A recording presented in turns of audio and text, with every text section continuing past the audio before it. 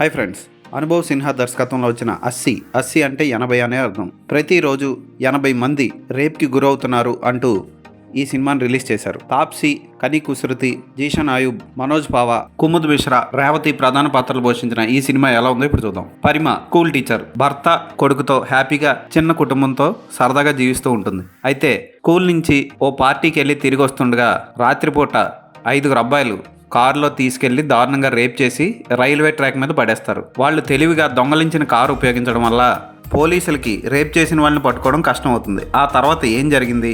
పరిమాకి న్యాయం జరిగిందా? పరిమాకి న్యాయం చేయడం కోసం లేడీ లాయర్ ఎలా కష్టపడింది?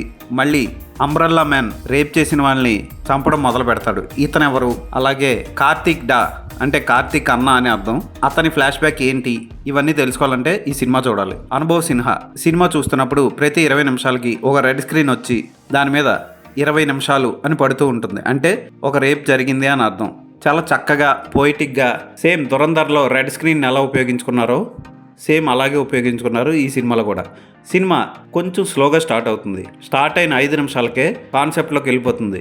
ఇంకా అక్కడి నుంచి సినిమా ఏం జరుగుతుందా, క్లైమాక్స్ ఏమవుతుందా, చివరికి ఎలా పట్టుకున్నారా అన్నది చక్కగా చూపిస్తారు. పోలీసులు, లాయర్లు కొమ్మక్కై కొన్ని కేసులను ఎలా తారుమారు చేస్తారు, సాక్ష్యాలను ఎలా తారుమారు చేస్తారు, ఇవన్నీ కూడా చక్కగా చూపిస్తారు సినిమాలో. ముఖ్యంగా స్పెర్మ్ టెస్ట్ని మ్యాచ్ చేసే దగ్గర శాంపిల్స్ని ఎలా మాయం చేస్తారు అన్నది బాగా చూపించారు.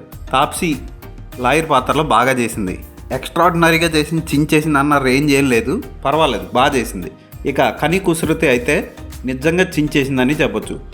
దెబ్బలు తగిలిన రేప్ చేయబడిన అమ్మాయిగా ఆమె ఫేస్ మీద ఘాటుతో చాలా బాగా యాక్ట్ చేసింది. భయపడకుండా కోర్టులో సాక్ష్యం చెప్పే సీన్లో కానీ, రేప్కి గురై రైల్వే ట్రాక్ మీద తెల్లవారుజాను పడిపోయినప్పుడు ఆమె ఇచ్చిన ఎక్స్ప్రెషన్స్ కానీ అదిరిపోతాయి. మంచి అవార్డు సంపాదించుకోగల సత్తా ఉన్న నటి ఈవిడ నటించిన మలయాళ సినిమా బిర్యానీ చూసిన వాళ్ళకి మైండ్ విడిపోతుంది. దారుణమైన బోల్డ్ సన్నివేశాల్లో కూడా నటించింది ఆమె. అయితే ఈ సినిమాలో బోల్డ్ సన్నివేశాల కన్నా భయం కలిగించే సన్నివేశాలు ఉంటాయి. కొంతమంది ఈ సినిమా చూసిన తర్వాత మా ఇంట్లో స్త్రీలను కాపాడుకోవడం ఎలా, అలాంటి ఫీలింగ్కి కూడా గురవుతారు. అంత బాగా తీశారు. అనుభవ్ సిన్హా ప్రతి 20 నిమిషాలకి 20 నిమిషాలు అని చూపిస్తూ ప్రేక్షకుల్ని భయపెడతాడు కూడా.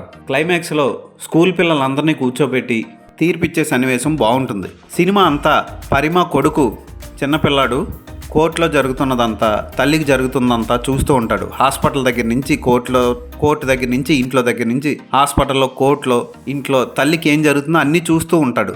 అంటే చిన్నతనం నుంచే ఇలాంటి దారుణాలు చూపిస్తే అలాంటి వాటిని ఎదుర్కోగల సత్తా పిల్లలకి డెవలప్ అవుతుంది అన్నట్టు చూపించాడు. అలాగే సినిమా మొత్తానికి మరో హైలైట్ సన్నివేశం ఉంటుంది. తిరిగి జాబ్లో జాయిన్ అవుతానన్నప్పుడు ప్రిన్సిపల్ వాట్సాప్లో కొన్ని గ్రూపుల్లో పరిమాకి జరిగిన అన్యాయానికి ఆమె స్టూడెంట్స్ ఎలా రియాక్ట్ అయ్యారన్నది చూపించి మైండ్ బ్లాక్ చేస్తుంది. ఈ సీన్ కంపల్సరీ చూడాల్సిందే.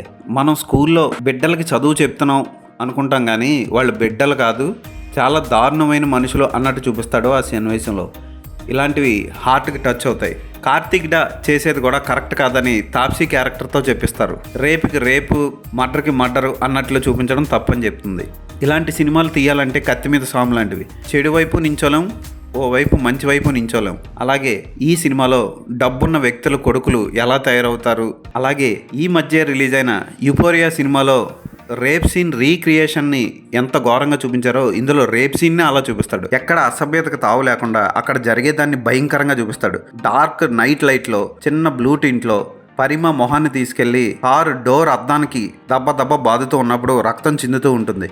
ఓ పక్క రేప్ చేస్తూ ఉంటాడు, మరో పక్క కొంతమంది వీడియో తీస్తూ ఉంటారు, మరో పక్క ఇంకొకడు లెక్కలు పెడుతూ ఉంటాడు. 1, 2, 3, 4, 80 అని చాలా ఘోరమైన సన్నివేశాలు ఉంటాయి. ఈ సినిమా టికెట్ తీసుకునేటప్పుడే నాతో పాటు వస్తుంది, ఎవరో చూపిస్తేనే టికెట్ ఇస్తామన్నారు. అంటే ఈ సినిమా పిల్లల్ని ఎంత డిస్టర్బ్ చేస్తుందో మీరు అర్థం చేసుకోవచ్చు. కానీ ఈ సినిమాని 18 ఏళ్ళు దాటిన ప్రతి ఒక్కళ్ళు, స్త్రీ పురుషులు, యువకులు చూడాల్సిందే. సేఫ్టీ లేని ఇండియాలో ఎంత జాగ్రత్తగా ఉండడం అన్నది కూడా ముఖ్యం అన్నట్లు చూపిస్తాడు. ముఖ్యంగా సినిమా స్టార్టింగ్లోనే సిటీ చూడడానికి దూరం నుంచి చాలా బాగుంటుంది, కానీ సిటీలోకి వెళితే తెలుస్తుంది అన్నట్లు చెప్తాడు దర్శకుడు. భారతదేశంలో స్త్రీలను తమ పరువుగా భావిస్తారు ప్రతి ఇంట్లో. అలాంటి స్త్రీలకి ఇలాంటి అన్యాయాలు జరిగినప్పుడు వాళ్ళ కుటుంబ సభ్యులు, ముఖ్యంగా భర్త లాంటి వాళ్ళు ఎలా వాళ్ళకి తోడుగా నిలబడాలో ఈ సినిమాలో జీషన్ ఆయుబ్ క్యారెక్టర్ ద్వారా చూపిస్తాడు. అలాగే కుముద్ మిశ్రా క్యారెక్టర్ సస్పెన్స్తో సాగింది కానీ దానికి సరైన క్లారిటీ ఇవ్వలేదు. అతనికి అతని భార్యకి మధ్య జరిగిన సన్నివేశాలు కూడా మంచి క్లారిటీ ఇవ్వడంలో దర్శకుడు మిస్ అయ్యాడు. రేవతి లాయర్ పాత్రలో చాలా బాగా చేసింది. ఆమెకి తాప్సీకి మధ్య కళ్ళతోనే జరిగే కొన్ని సంభాషణలు ఆకట్టుకుంటాయి. ఇక ఆపోజిట్ లాయర్గా నటించిన వ్యక్తి కూడా చాలా బాగా చేశాడు. క్లైమాక్స్లో ఒక చిన్న పాపని అడగకుండా ప్రశ్న అడుగుతాడు.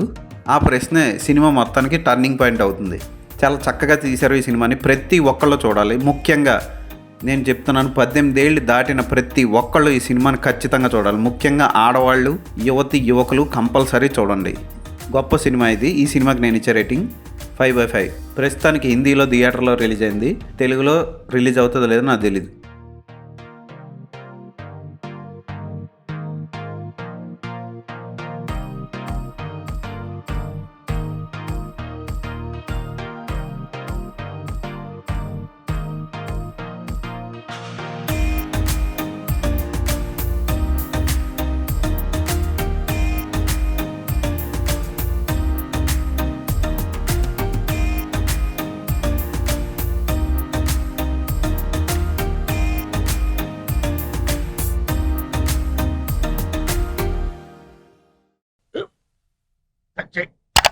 స్కూల్ బెంచ్ లాగా ఎంత గట్టిగా ఉందోరా.